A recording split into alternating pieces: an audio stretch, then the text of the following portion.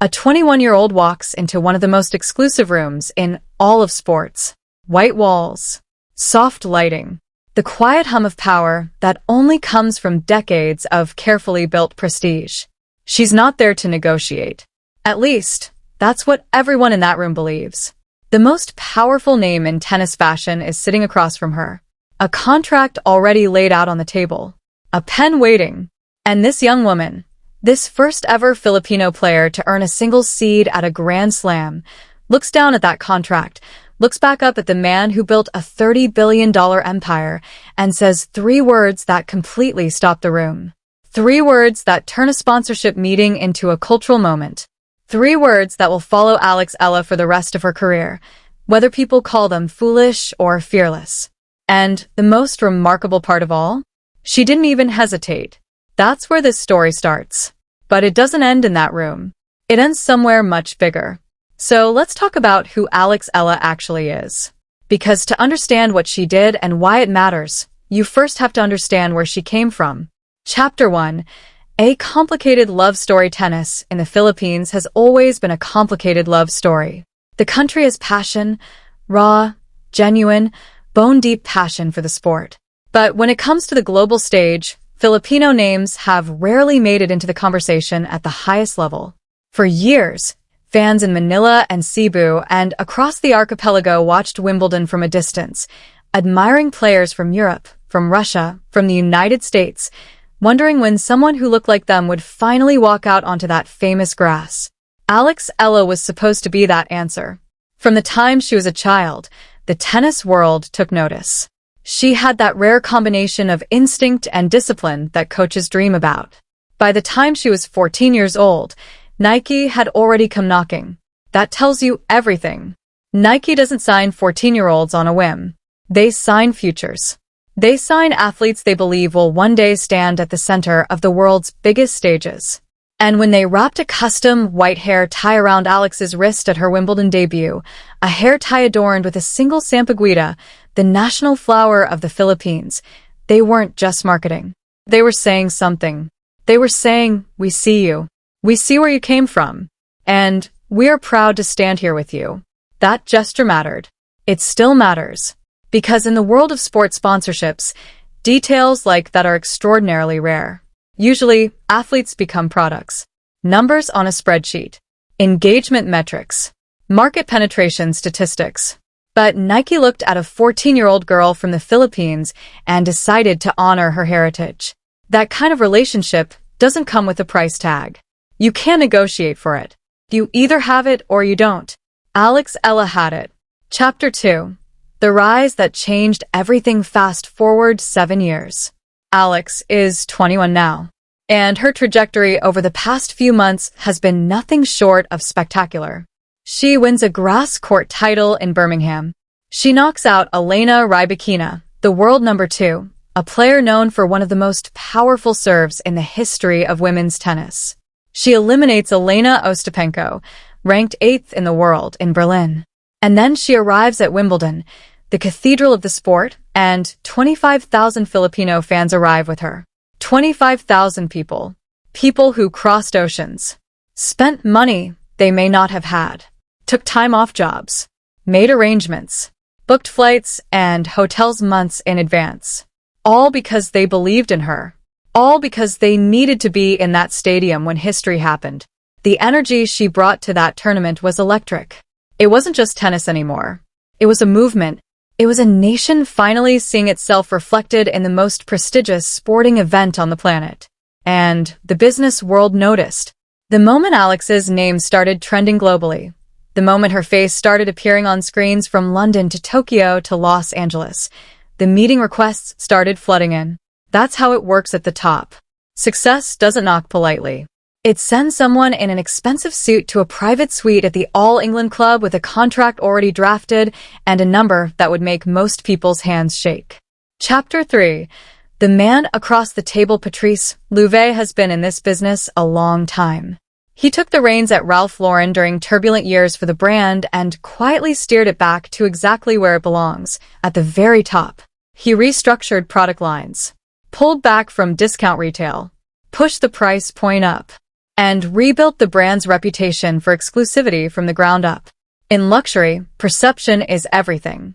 You have to be selective. You have to make the right moves. And aligning Ralph Lauren with a breakout athlete of the moment, especially one carrying a global story like Alex Eala's, was supposed to be one of those moves. Ralph Lauren had been Wimbledon's official outfitter since 2006. Not just a sponsor. The official outfitter. Every ball person in those distinctive outfits. Every tournament staff member on court. Nearly 3 decades of association with the most elegant, most historic tennis tournament in the world. That partnership is worth more than money. It is identity. It is brand DNA. And Louvet wanted Alex Eala woven into that DNA. So when she sat down across from him in that pristine white suite, he wasn't nervous. Why would he be? He had the prestige. He had the legacy. He had the numbers. He had the kind of offer that young athletes spend their entire careers dreaming about. What he didn't have, and what he fundamentally did not see coming, was a 21-year-old who had already decided exactly who she was. Chapter 4. 3 words the contract sat on the table between them. The room was quiet. And then Alex looked up and said, "No. Not maybe. Not let me think about it. Not can my agent look this over. Just no." And when Louvet asked why, because of course he asked why, because nothing in his experience had prepared him for this moment, Alex gave him an answer that was simple and devastating in its clarity. She told him she already had a partner.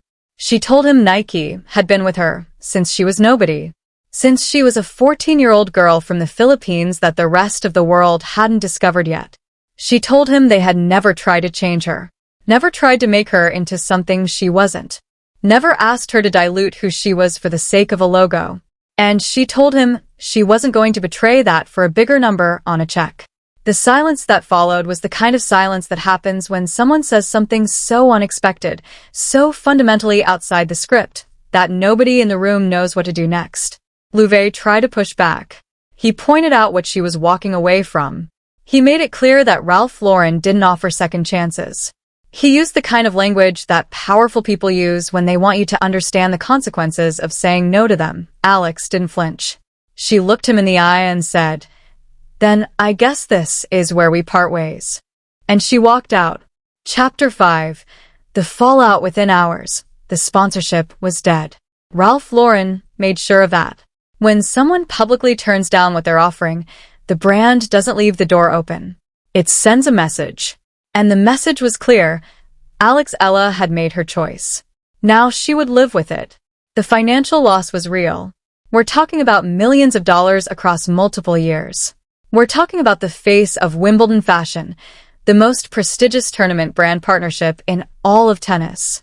We're talking about a level of global visibility that money genuinely cannot buy. By any conventional measure, Alex Eala had just made an enormous mistake. And the internet made sure she knew it. The reactions came in waves. On one side, celebration. Fans across the Philippines flooded social media with support. They called her brave. They called her principled.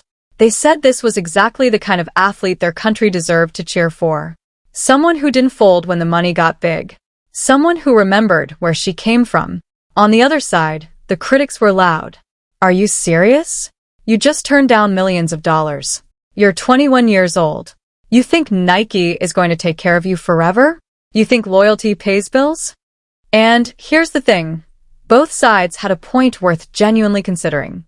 Because here's what most casual fans don't fully understand about sports sponsorships. An athlete's earning window is short. Brutally short. Careers end. Bodies break down. The moment you're no longer winning, the offers stop coming. The time to secure your financial future is when everyone wants a piece of you, not later. By turning down Ralph Lauren in the middle of the biggest month of her career, Alex was gambling. Gambling that her existing partnerships would be enough. That loyalty would prove to be a two-way street. That the public would respond to her principles in a way that made her more valuable, not less. It was a bet most financial advisors would probably not recommend. Chapter 6.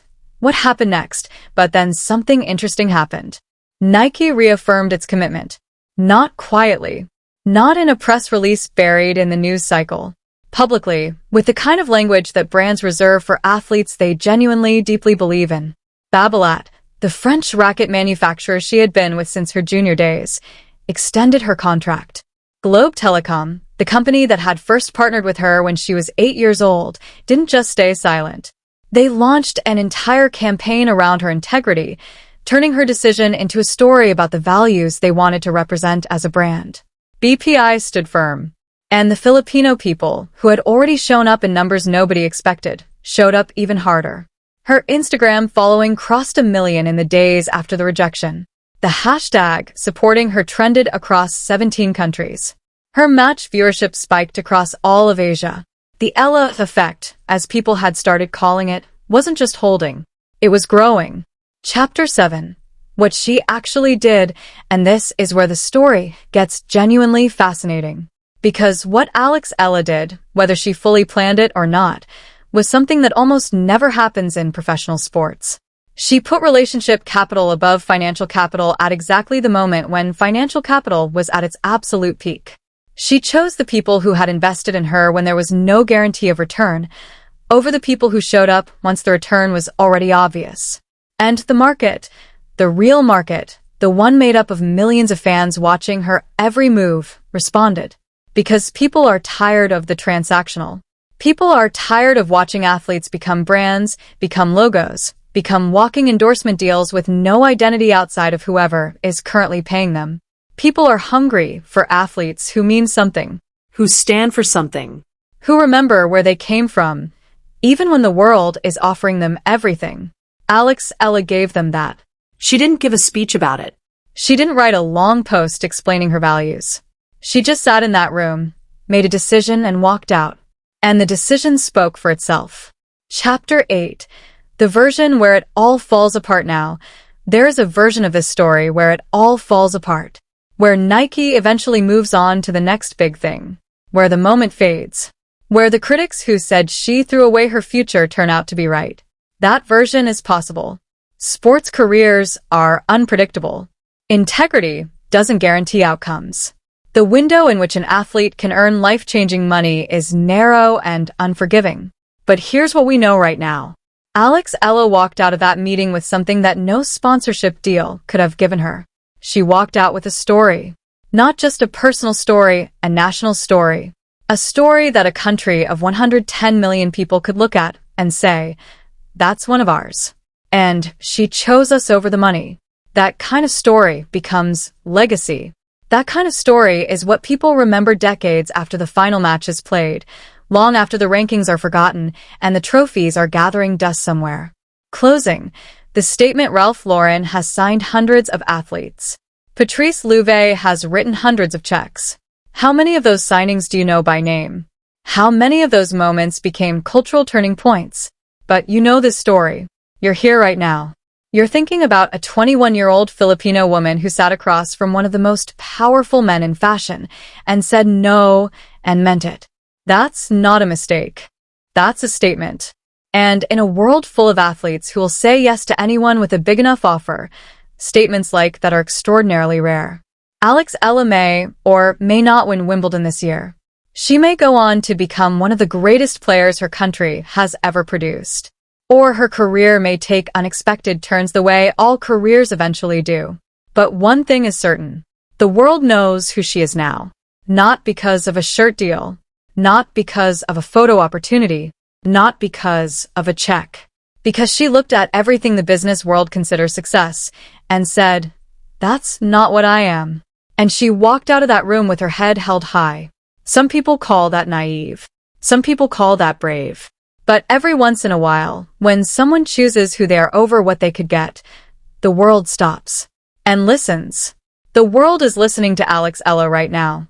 If this story moved you, hit that like button and subscribe to Tennis Unfiltered right now. In a sport full of transactions, this was something different. Turn on your notifications, because Alex Eala's story is far from over.